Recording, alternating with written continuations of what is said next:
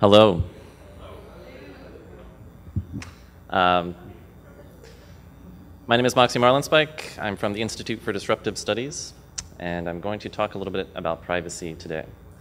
My hope is to combine sort of a general talk about trends and higher level themes with some specific sort of more technical projects that I'm working on and that other people are working on.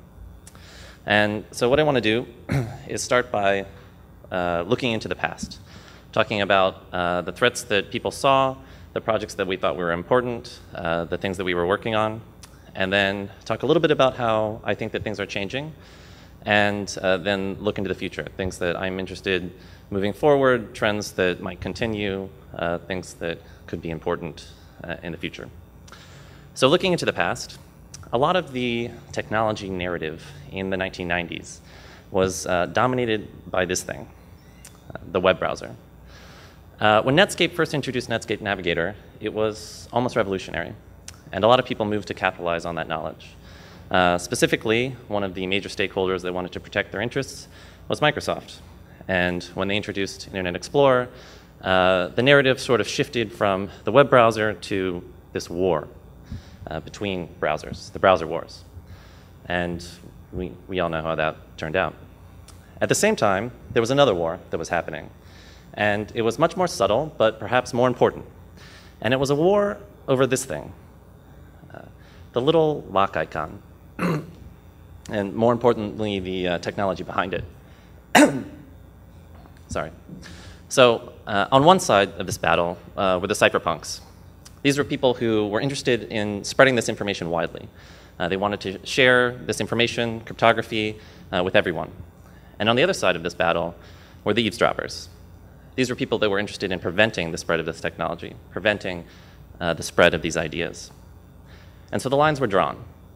And on the cypherpunk side, you had people like Matt Blaze, Philip Zimmerman, Ian Goldberg, David Sham, and Timothy May, the heroes of my teenage years. And the eavesdroppers thought these people were dangerous. In fact, their ideas scared the fuck out of them. What they were talking about was a world where they were going to shift from having ultimate control and ultimate access to all information and all communication to a world where they would have no control and no access to information and communication. They thought that this was so dangerous that they considered these ideas to be weapons, that they were classified as munitions. If you wrote a little bit of crypto code and you sent it to your friend in Canada, that was tantamount to exporting Stinger missiles, and you could be tried and prosecuted for that crime. At the same time, the government realized that this sort of narrative might resonate with some people, that this concept of privacy could seem important. And so they had their own solution. It was key escrow, which was best embodied by the Clipper chip. And the idea was that they were going to embed this closed chip into every piece of consumer communications electronics, every piece of equipment, every telephone, every fax machine, every personal computer was going to have one of these little things in it. And you could use it to establish secure communication with another party. The only trick is that the eavesdroppers have sort of like a master key that they can use to decrypt anything at any time. So their main problem was that cryptography is not a banana. That is to say that information is not an object. That if you have a banana and you share it with your friend, there is one banana in the world. If that friend then shares the banana with someone else, there's still only one banana in the world. Information doesn't work like that. Every time you share information, you're making a copy, and there's a chance for an exponential explosion in growth. This sort of natural recipe was made worse by the Cypherpunks mantra, Cypherpunks write code.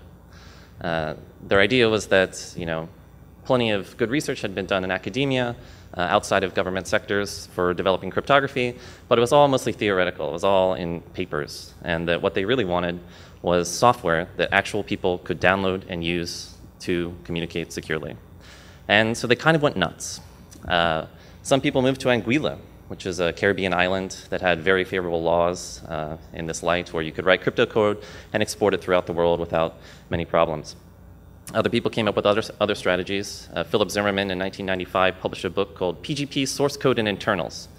And all the book was the PGP source coded printed in a machine-readable font, and a very small print run. And the idea is that if you have a digital representation of some cryptographic cipher and you share it with your friend in Canada, that's exporting Stinger missiles.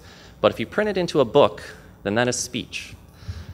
So you print these books and you mail them all over the world, and then those people scan it back in, which is easy because it's a machine-readable font, and now you've legally distributed PGP very widely. So these strategies continued, and others like them, and were very successful. This war was sort of escalated further and further until 2000, when the Clinton administration suddenly repealed all of the significant laws regulating the export and use of cryptography. And it sort of seemed like the war was won, that they had done it. And if you go back and you look at the original predictions that the Cypherpunks made, their sort of primary prediction was the most prescient, right? This idea that from the beginning, they claimed that the spread of cryptography is inevitable, that it is unstoppable and you can try, but you will fail. And this was one of the first times that we really saw this idea that information really does want to be free. But if you look at their other predictions about what would happen once cryptography had spread and had become ubiquitous, they're somewhat less prescient. They were things like anonymous digital cash will flourish, intellectual property will disappear, surveillance will become impossible, governments will be unable to continue collecting taxes, and as a result, governments will fall. If you flash forward 10 years from when these predictions were made, cryptography is the thing that allows you to securely transmit your credit card number to Amazon.com so that you can buy a copy of Sarah Palin's book on Going Rogue. Everyone's mother has an illegal copy of an MP3 somewhere, and cryptography is ubiquitous. There are actual darknets that make the eradication of information impossible, but surveillance is at an all-time high, and privacy is probably at an all-time low. So what happened? We fought this battle, we won this war, and yet we're in this weird situation today that isn't what we thought we were going to get.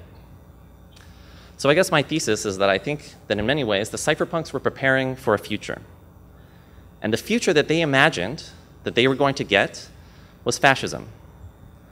But what we got was more like social democracy. And that's not better, it's just different. And let me give you an example of what I mean by that. How many people here would be okay with a law that required everyone to carry a government-mandated tracking device with them at all times? Probably nobody, yeah. Nobody, right? Now, let me ask a different question. How many people here have cell phones? Everybody. So what is the difference between a government-mandated tracking device and a cell phone? A cell phone is just a tracking device that reports your real-time position to using an insecure protocol to a few telecoms that are required by law to turn that information over to the government. So what is the difference between a government-mandated tracking device and a cell phone? Choice. But you don't.